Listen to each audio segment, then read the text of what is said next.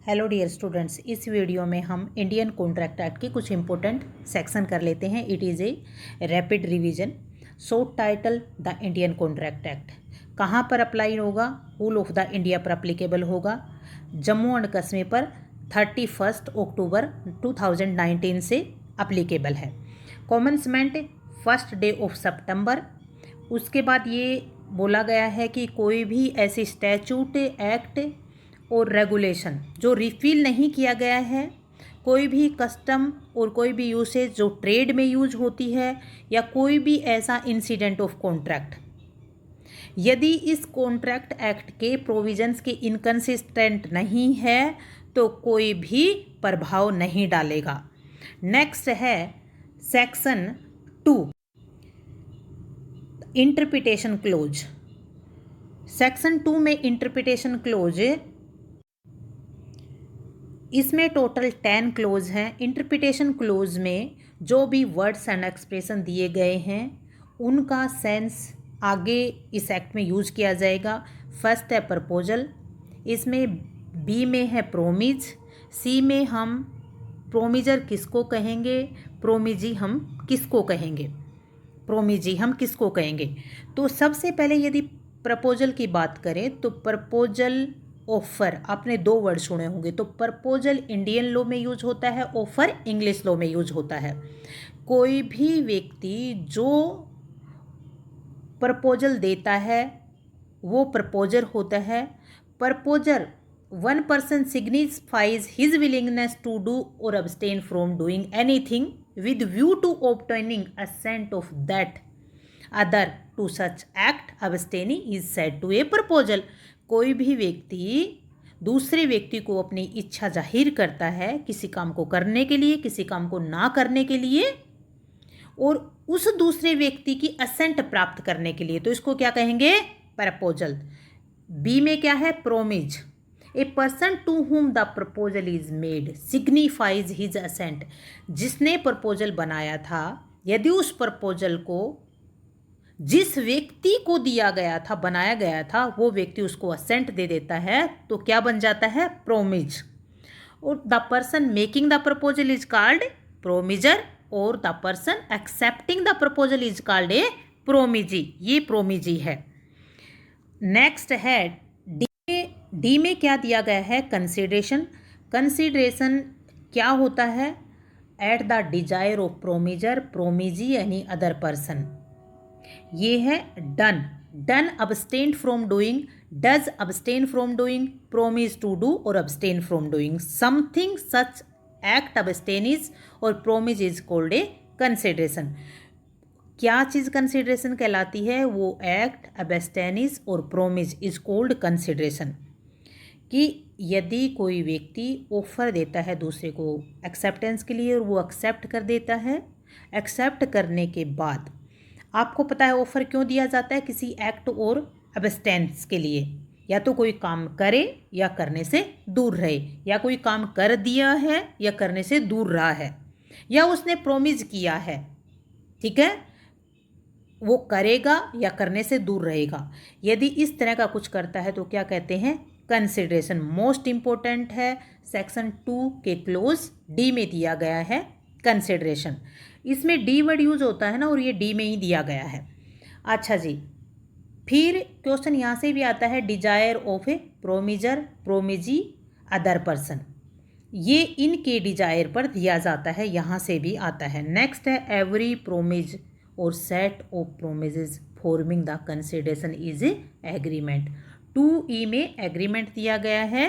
Next है promises which form the consideration or part of consideration of each other are called reciprocal.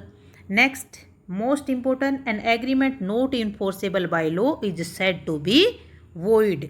Most important, void agreement किसको कहते हैं? 2S में क्या दे रखा है? कॉन्ट्रैक्ट।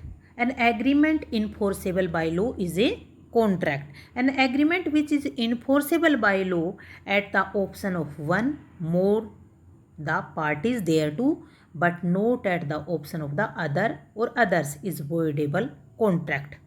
Next है a contract which ceased to be enforceable by law become void when it cease to be enforceable। जो इन्फोर्स नहीं किया जा सकता है, इन्फोर्स करने में सीज हो जाता है। ये टोटल हमारे पास सेक्शन 2 में 10 क्लोजेज हैं। 10 क्लोजेज कौन से में क्या है, मोस्ट इम्पोर्टेंट है, फिर भी A, B, D, E, G, H, I most important है, इनको याद रखना। सेक्शन 3, ये चैप्टर फर्स्ट स्टार्ट होता है सेक्शन 3 से लेकर सेक्शन 9 तक। Communication, acceptance and revocation of proposal. Proposal का कम्युनिकेशन, प्रपोजल का एक्सेप्टेंस, प्रपोजल का रिवोकेशन। ठीक है, ये कैसे किया जाता है, बाय एक्ट और ओमिशन से किया जाता है। और जो पार्टी ऐसा प्रपोज करती है, एक्सेप्ट करती है और रिवोक करती है उसके द्वारा, और कैसे ही इंटेंड टू कम्युनिकेट। ठीक है, और हैज़ इफेक्ट ऑफ कम्युनिकेटिंग। फिर नेक्स्ट है section 4, communication when complete. Communication कब कंप्लीट हो जाता है, मोस्ट इम्पोर्टेंट है। इस सेक्शन से बहुत सारे क्वेश्चन आते हैं। द कम्युनिकेशन ऑफ प्रपोजल कब कंप्लीट हो जाता है, when it come to the knowledge of the person to whom it is made. Proposal का कम्युनिकेशन जब कंप्लीट हो जाता है, जब जिस व्यक्ति को प्रपोजल दिया है उस व्यक्ति के नॉलेज में प्रपोजल आ जाता है। फिर सेकंड नंबर पॉइंट है, पैरा है, द कम्युनिकेशन ऑफ एक्सेप्टेंस। अब एक्सेप्टेंस का कम्युनिकेशन कब कंप्लीट हो जाता है, तो एक्सेप्टेंस का कम्युनिकेशन अगेंस्ट द एक्सेप्टर और against the acceptor against the proposer. तो अगेंस्ट द प्रपोजर कब पूरा हो जाता है, when it is put in the course of transmission to him. Proposer के अगेंस्ट कम्युनिकेशन ऑफ एक्सेप्टेंस तब पूरा हो जाता है जब वो ट्रांसमिशन के कोर्स में रख दिया जाता है, और अगेंस्ट एक्सेप्टर के खिलाफ जब नॉलेज ऑफ प्रपोजर हो जाता है। प्रपोजर की नॉलेज में आते ही वो एक्सेप्टेंस कंप्लीट हो जाती है, एक्सेप्टेंस का कम्युनिकेशन कंप्लीट हो जाता है। Communication of revocation. अब क्वेश्चन आता है कि रिवोकेशन का कम्युनिकेशन कब कंप्लीट हो जाएगा। As against the person who makes it when it is put in the course of transmission. जो व्यक्ति इसको बनाता है उसके खिलाफ यदि वो ट्रांसमिशन में रख देता है, और जिस व्यक्ति को बनाया गया है, जिस व्यक्ति को दिया गया है उसके खिलाफ जब उस व्यक्ति को ये मिल जाता है तब इसमें पूरा हो जाता है।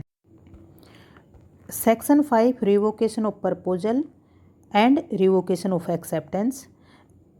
Revocation of proposal may be revoked at any time before the communication of its acceptance complete। जब एक्सेप्टेंस की कम्युनिकेशन कंप्लीट हो जाती है उससे पहले कभी भी प्रपोजल को रिवोक किया जा सकता है, और एक्सेप्टेंस रिवोक किया जा सकता है जब कम्युनिकेशन ऑफ एक्सेप्टेंस कंप्लीट हुई नहीं है उससे पहले, उसके बाद नहीं किया जा सकता है। सेक्शन 5 का हेडिंग, सेक्शन 5 के ये इलस्ट्रेशन मोस्ट इम्पोर्टेंट हैं। नेक्स्ट है section 6, revocation how made. Most important, revocation कैसे किया जा सकता है। इसमें 1 2 3 4 टाइप है। फर्स्ट है by the notice. A proposal is revoked. A proposal को रिवोक किया जा सकता है नोटिस देकर। जो भी प्रपोजर होता है वो नोटिस दे देता है कि आई वांट टू रिवोक किया जा सकता है। दूसरी बात, लैप्स ऑफ टाइम। यदि कोई स्पेसिफाइड टाइम दिया गया है तो वो स्पेसिफाइड टाइम जैसे ही लैप्स हो जाता है तब ये प्रपोजल रिवोक हो जाएगा। यदि टाइम नहीं दिया गया है तो रीजनेबल टाइम लैप्स होने के बाद। नेक्स्ट है failure of the acceptor to fulfil condition precedent. यदि कोई भी प्रेसिडेंट कंडीशन इम्पोज की गई है और उस कंडीशन को फुलफिल करने में एक्सेप्टर फेल हो जाता है तब रिवोक किया जा सकता है। नेक्स्ट है बाय द डेथ और इंसैनिटी। यदि प्रपोजर का डेथ हो जाता है या इंसैनिटी हो जाती है, लेकिन उस डेथ या इंसैनिटी के बारे में एक्सेप्टर को उसके एक्सेप्टेंस से पहले पता चल जाना चाहिए। यदि उसने एक्सेप्ट कर लिया है और उसके बाद में पता चलता है तो ये लागू नहीं होगा। नेक्स्ट है acceptance must be absolute, most important है। In order to convert a proposal into a promise to acceptance must be absolute and unqualified, इसको मिरर रूल भी कहते हैं। नेक्स्ट है be expressed in some usual and reasonable manner, कि कैसे करना चाहिए, यूजुअल एंड रीजनेबल मैनर से किया जाना चाहिए। यदि कोई मैनर प्रिस्क्राइब्ड किया गया है कि इस मैनर से ही एक्सेप्ट किया जाएगा तो वैलिड होगा, तो उस मैनर से। यदि ऐसा मैनर नहीं लिखा गया है तो कोई भी रीजनेबल मैनर से और रीजनेबल टाइम में उस एक्सेप्टेंस को कम्युनिकेट किया जा सकता है। नेक्स्ट है एक्सेप्टेंस बाय परफॉर्मिंग कंडीशन और रिसीविंग कंसिडरेशन। एक्सेप्टेंस सेक्शन जो 7 है उसमें 2 कंडीशन दी गई हैं, अब्सोल्यूट एंड अनक्वालिफाइड। दूसरी बात बाय द रीजनेबल मैनर या प्रिस्क्राइब्ड मैनर। उसके बाद है acceptance by performing condition receiving consideration, performance of condition of proposal of the acceptance of any consideration for the reciprocal promise which may be offered with proposal acceptance is proposal. यदि कोई consideration दिया गया है तो उस consideration को accept कर लेता है तो एक्सेप्ट करते ही उसको एक्सेप्टेंस माना जाएगा। Promise may be express or implied, promise express भी हो सकता है, इम्प्लाइड भी हो सकती है। Most important section 10 what agreement are contract, कौन से एग्रीमेंट कॉन्ट्रैक्ट है, मोस्ट इम्पोर्टेंट है मेंस के लिए, प्रीलिमिनरी के लिए। तो इसके लिए यहाँ पर 5 कंडीशंस हैं। कोई भी एग्रीमेंट कॉन्ट्रैक्ट बन जाता है तो देर आर 5 कंडीशंस। फर्स्ट है there are made by the free consent, party competent, lawful consideration and lawful object and not hereby expressly declared void। यदि ये 5 कंडीशन पूरी करता है तो वो एग्रीमेंट कॉन्ट्रैक्ट बन जाता है। लेकिन ये nothing herein content shall affect in by law in force in India not hereby expressly repealed. इसमें भाई कोई भी ऐसी कानून जो भारत में इन्फोर्स है या रिपील नहीं किया गया है इस पर प्रभाव नहीं डालेगी। By which any contract required to be made in writing in the presence of witness or by law relating to the registration of document. यदि कोई भी ऐसा कानून है जो राइटिंग में नेसेसरी बनाता है, रजिस्ट्रेशन नेसेसरी बनाता है या प्रेजेंस ऑफ विटनेस जरूरी मांगता है, तो ऐसी कोई भी चीज़ ऊपर जो एग्रीमेंट है उसको वैलिड कॉन्ट्रैक्ट बनाने के लिए अफेक्ट नहीं डालेगी। जैसे इंडियन रजिस्ट्रेशन एक्ट में जो डॉक्यूमेंट दिए जाते हैं उनका रजिस्ट्रेशन होता है, तो विल होती है उसका रजिस्ट्रेशन होता है, तो विटनेस रिक्वायर होती है, राइटिंग में होता है, रजिस्ट्रेशन का मतलब ऑप्शनल होता है, लेकिन यदि रजिस्टर्ड होता है तो क्या रिक्वायरमेंट होती है। तो इस तरह की चीज़ें होती हैं तो इस पर कोई प्रभाव नहीं डालेंगी। अब नेक्स्ट है who are competent to contract.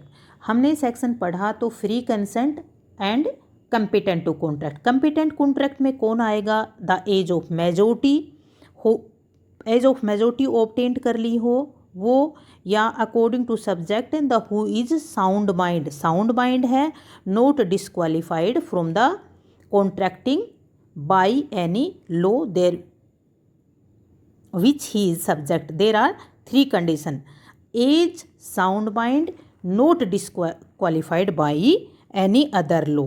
ऐसा व्यक्ति कंपिटेंट होगा। अब आती है section 12 what is sound mind for purpose of contract.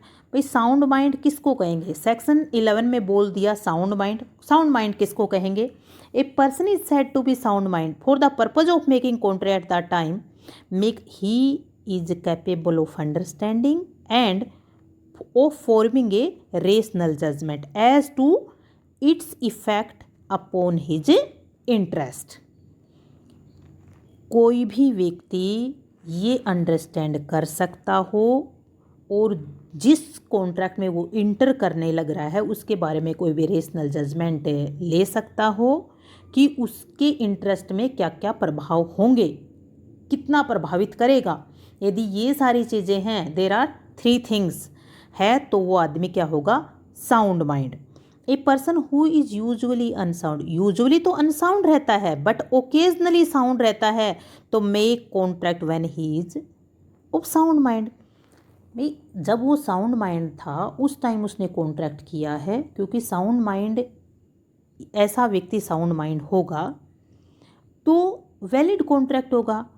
A person who is usually of sound mind, usually sound mind रहता है, ओकेजनली अनसाउंड रहता है। वो जो अनसाउंड रहता है उस टाइम वो कॉन्ट्रैक्ट नहीं बना सकता है। मोस्ट इम्पोर्टेंट है साउंड माइंड कब कहा जा सकता है। Section 13 most important, consent defined, 2 or more person are said to consent, they are agree upon the same thing in the same sense. Most important है कंसेंस एड इडम, यानी कोई भी व्यक्ति सेम थिंग पे सेम सेंस में यदि agree होता है उसको क्या कहते हैं। सेक्शन 14 फ्री कंसेंट किसको कहेंगे। सेक्शन 13 में था कंसेंट, अब आता है फ्री कंसेंट। यदि सेक्शन 15, 16, 17, 18 और 20, 21, 22 सब्जेक्ट टू दिस, यदि ये सारे नहीं हैं, इनकी अब्सेंस में कोई भी कंसेंट दी जाती है तो फिर क्या कहेंगे, फ्री कंसेंट कहेंगे। और यदि इनकी प्रेजेंस में कोई दी जाती है उसको क्या कहेंगे, वॉइडेबल कॉन्ट्रैक्ट कहेंगे। मोस्ट इम्पोर्टेंट है नेक्स्ट, कोर्सन डिफाइंड। कोर्सन क्या होता है, कोर्सन में committing, threatening to commit any forbidden act by IPC. IPC ने किसी भी एक्ट को फॉरबिड कर दिया है यदि उसको थ्रीट करता है या कमिट करता है। और अनलॉफुल डिटेनिंग, थ्रीटनिंग टू डिटेन, यदि एनी पर्सन टू प्रॉपर्टी को अनलॉफुली डिटेन करने की धमकी देता है या डिटेन करता है, और with the intention of causing any person to enter into agreement. भाई इस इंटेंशन के साथ यदि करता है तो फिर उसको क्या कहेंगे, कोर्जन कहेंगे। कोर्जन में इट इज़ ई मैटेरियल, ये मैटेरियल नहीं है, ई मैटेरियल है, विसंगत है।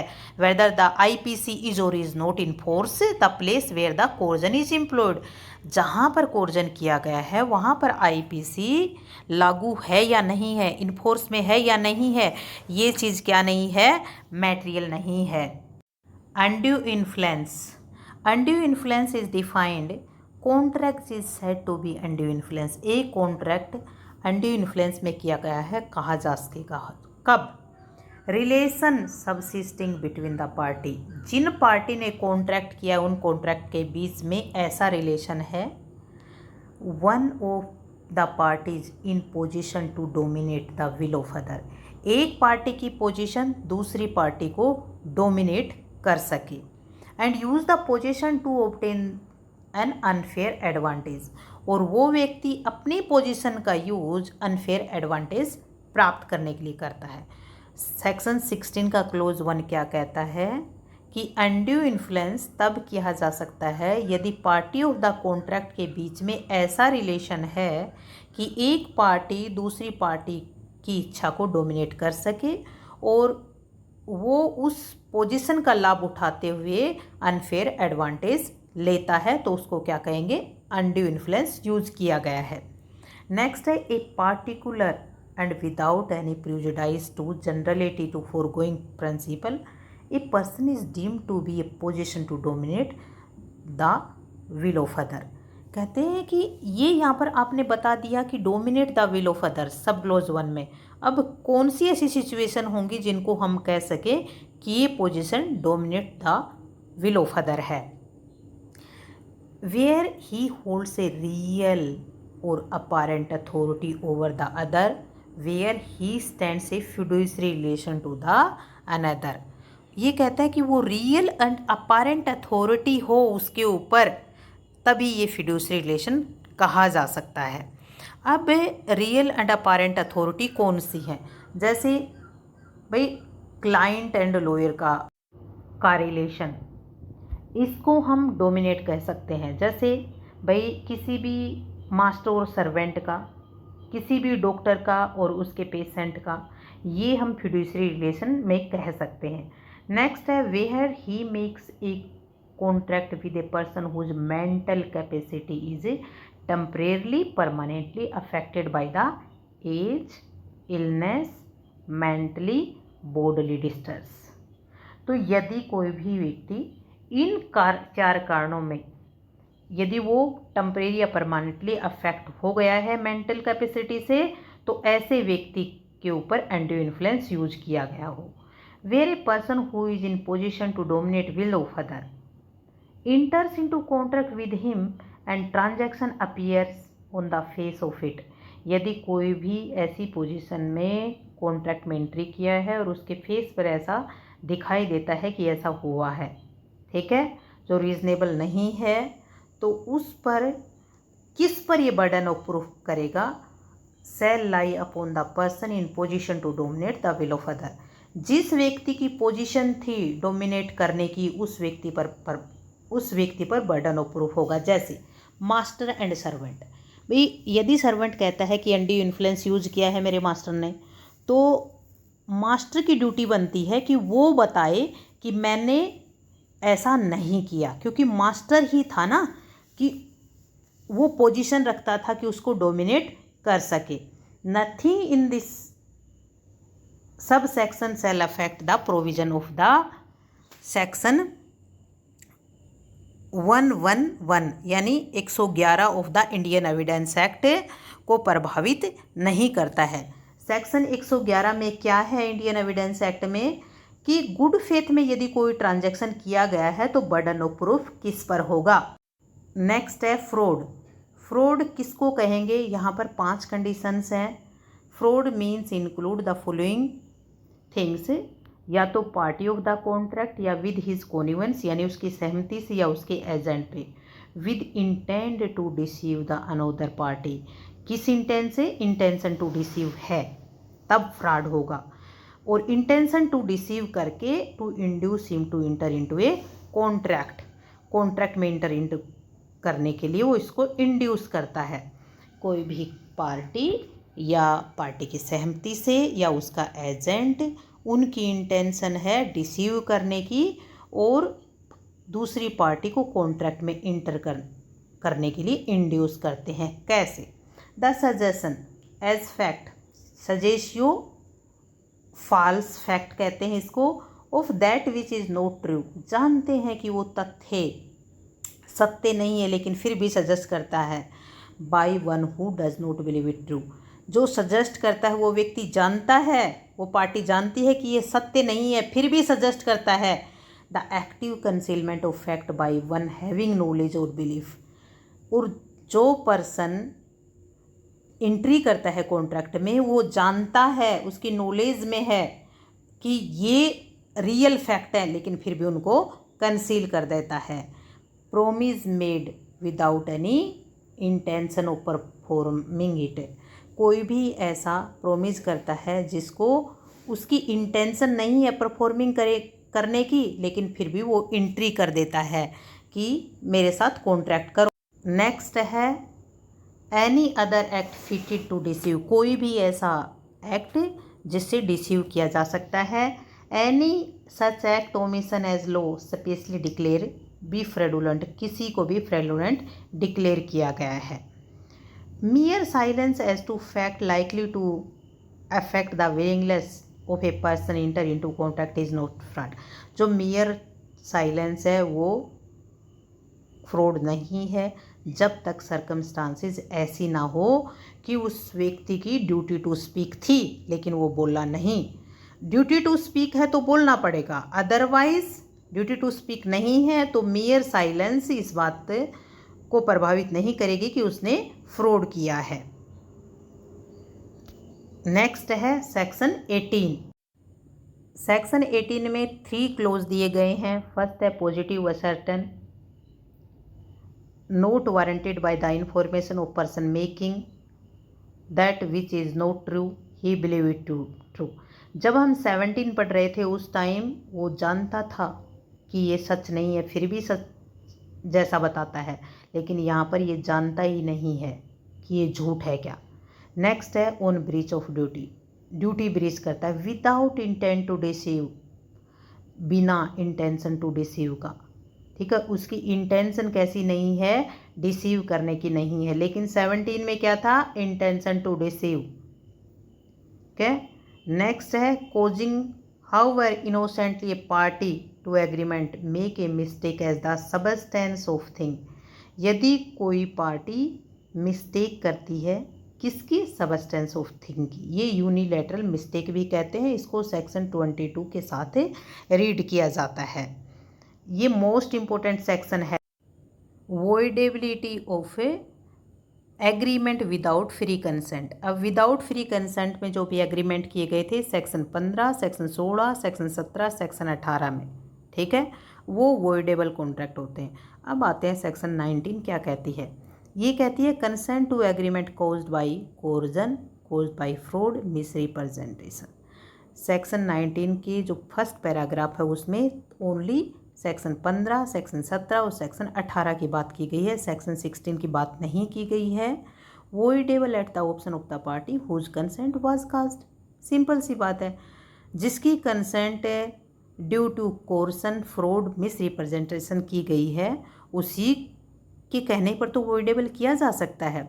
फिर इसका सेकंड पैराग्राफ कहता है कि यदि कोई भी फ्रॉड और मिस रिप्रेजेंटेशन दोबारा कोई कॉन्ट्रैक्ट में एंट्री करें हैं और यदि वो ऐसा नहीं होता तो फिर उसका परिणाम क्या होता, यदि उसको परफॉर्म करवाया जा सकता है, उस पोजीशन में ले जाया जा सकता है, तो उस पोजीशन में ले जाने के लिए आदेश कर सकता है कोर्ट। उसके बाद अगर कोई ये कहता है कि फ्रॉड हुआ है, ठीक है, तो फ्रॉड हुआ है, उस पार्टी की ड्यू डिलीजेंस यदि कोई ड्यूटी बनती थी तो ड्यू डिलीजेंस उसको यूज़ करना चाहिए था, और यदि उसने यूज़ नहीं किया है तो वो ये नहीं कह सकता है कि ये मेरे साथ फ्रॉड किया है और इसको वॉइडेबल डिक्लेयर करो। फिर ऐसा नहीं कह सकता है, ड्यू डिलीजेंस का यूज़ करना ज़रूरी है। Section 19A agreement without free consent, ये यहाँ पर गलत दिया गया है। ये यदि कोई भी पार्टी 19A में अंडर इन्फ्लुएंस द्वारा यदि कोई पार्टी कॉन्ट्रैक्ट में इंटर की है तो वॉइडेबल करवाया जा सकता है। लेकिन यदि अंडर इन्फ्लुएंस में कोई पार्टी एग्रीमेंट में आई थी, तो जो पार्टी कहती है मेरे पे अंडर इन्फ्लुएंस यूज़ किया गया है, उसने यदि कोई बेनिफिट लिया है तो वो बेनिफिट कोर्ट देखेगा और जैसा चाहे वैसा आदेश दे देगा, उसको सेट असाइड करते समय इस चीज़ को देखेगा। सेक्शन 20 में agreement void where both party under the mistake. Section 20 कहता है कि बाईलैटरल मिस्टेक, यदि दोनों पार्टी जो कॉन्ट्रैक्ट में इंटर की हैं वो मिस्टेक ऑफ फैक्ट में है, उन दोनों को नहीं पता है और वो एग्रीमेंट में इंटर कर जाते हैं, तब ये क्या होगा, mistake of fact by the both party, the consequence of such kind of contract क्या होगा, वॉइड। क्या इसमें जैसे सब्जेक्ट मैटर डिस्ट्रॉय हो गया है, पार्टीज़ को पता ही नहीं eight the time of contract, फिर क्या कॉन्सिक्वेंस होंगे, क्योंकि उन्हें नहीं पता था ना, तो ये क्या होगा, वॉइड हो जाएगा। Section 21 mistake of law. देखो मिस्टेक ऑफ लॉ दो प्रकार की होती है, एक तो इंडियन लॉ की मिस्टेक और दूसरी फॉरेन लॉ की मिस्टेक। यदि इंडियन लॉ की मिस्टेक होती है तो ये नॉट वॉइडेबल, कॉन्ट्रैक्ट वॉइडेबल नहीं होगा, इसका मतलब कॉन्ट्रैक्ट वैलिड होगा। यदि मिस्टेक फॉरेन कंट्री की है, मिस्टेक ऑफ लॉ किसकी है, फॉरेन कंट्री की है, तो कैसा प्रभाव डालेगी, जैसे मिस्टेक ऑफ फैक्ट हुआ है। याद रखना, हम जिस जगह रहते हैं वहाँ लैंड लॉ के बारे में जानना ज़रूरी होता है। हम ये नहीं कह सकते कि इंडिया में रहते हैं और इंडियन लॉ की मिस्टेक की है तो वो वॉइडेबल हो जाएगी, नो नेवर। अगर इंडियन लॉ का आपने मिस्टेक किया है तो वो वैलिड ही कॉन्ट्रैक्ट रहेगा, उस पर कोई प्रभाव नहीं पड़ेगा, क्योंकि आप जहाँ रहते हो आपको वहाँ के लॉ की नॉलेज होनी चाहिए। Contract caused by mistake of one party as a matter of fact, caused by mistake of party as matter of fact.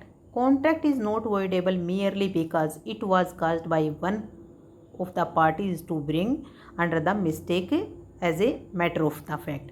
यदि वन पार्टी मिस्टेक करती है, किसकी करती है? मैटर ऑफ द फैक्ट की, ठीक है, कि और इसी आधार पर वॉइडेबल नहीं हो जाएगा कि उसने मैटर ऑफ फैक्ट की गलती की है। तो इसीलिए कॉन्ट्रैक्ट में इंटर करने से पहले आपको मिस्टेक ऑफ द फैक्ट करने से बचना होगा। मिस्टेक ऑफ लॉ मिस्टेक आप कर ही नहीं सकते हो, अदरवाइज आप पे बहुत गलत इम्पैक्ट पड़ेगा। सेक्शन 22 को तो हम सेक्शन 18 के क्लोज 3 के साथ भी पढ़ते हैं। बाय, जय हिंद, जय भारत। आई होप आपको पसंद आएगा।